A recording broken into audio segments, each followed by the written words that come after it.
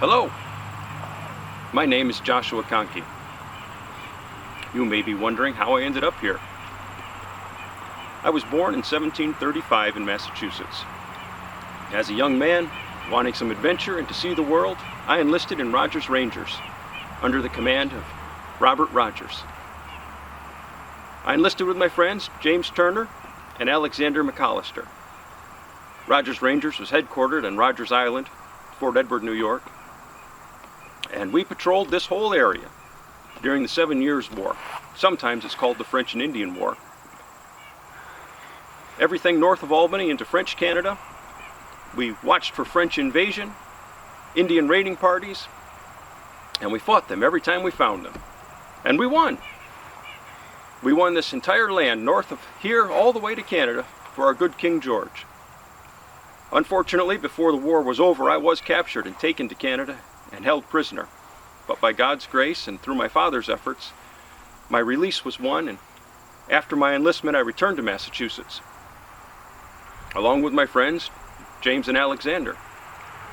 But I couldn't get this beautiful land out of my head, these fertile valleys and forested hills.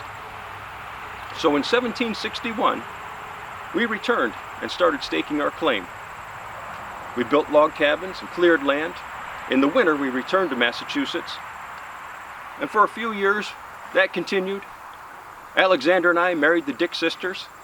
He, Sarah, and me, my Dinah, who rest here beside me. In 1764, our hard work paid off. We were awarded the Turner patent, probably in no small doubt to our efforts for our king in the previous war as well. We packed up lock, stock, and barrel and moved our families here into this place that we called White Creek. In fact, my son Joshua was the first child born here, while Dinah and I eventually had 15 children. 6 raised families of their own, and they still live around here today. 1765 was another busy year. A lot of settlers built a Presbyterian church, but there was also a smallpox epidemic. There was a lot of sickness, a lot of death.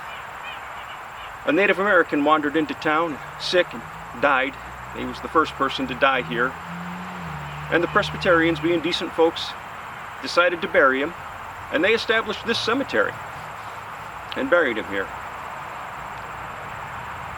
Well, there were so many sick people that a doctor came to town, Dr. John Williams, to treat them.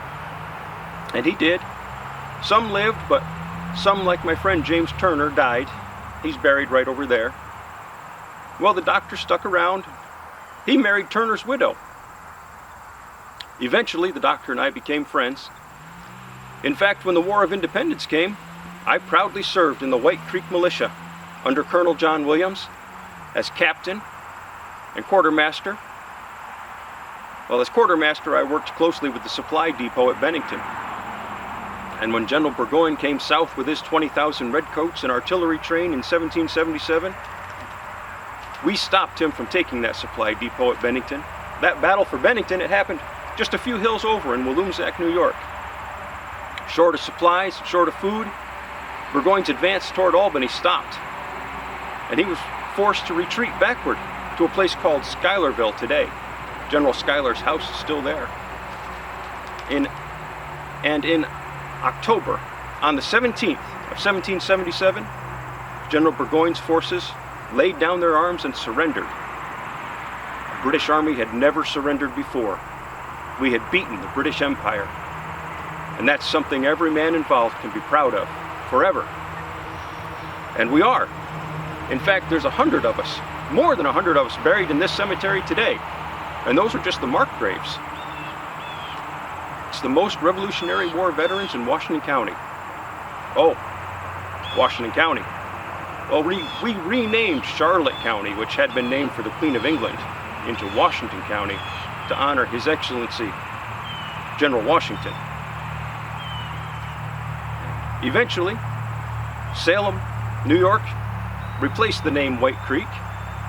Now, I didn't die in the war. No, I lived another 30 years. But sadly, 10 years after the war, my Dinah passed. I had Mr. Collins carve her stone, and she rests here beside me. But I was still a relatively young man, only 47, and I eventually remarried Miss Sears and lived another 20 years. But in 1814, the Lord decided my time on this world had ended. I died at age 67. Well, it sure was nice of you folks to stop by. Come again anytime.